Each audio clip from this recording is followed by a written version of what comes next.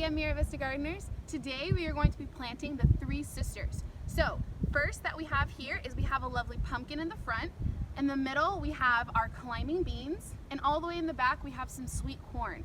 Now, a brief cultural history of the Three Sisters. It was originally done by the Native Americans as a way to maximize the amount of space that you have and let the plants be the forming structure. So our pumpkin is going to be in the front, and as we all know, pumpkins and squash get huge. So this is going to provide some shade and ground cover. So we're going to plant that right in the front. In the middle, we're going to have our pole beans. These are going to climb up, and what they're going to use as a structure is the sweet corn right in the back. So planting these three plants together as companion plants, not only are you maximizing the amount of space that you have, but also you are letting the plants provide structure and also care for each plant themselves.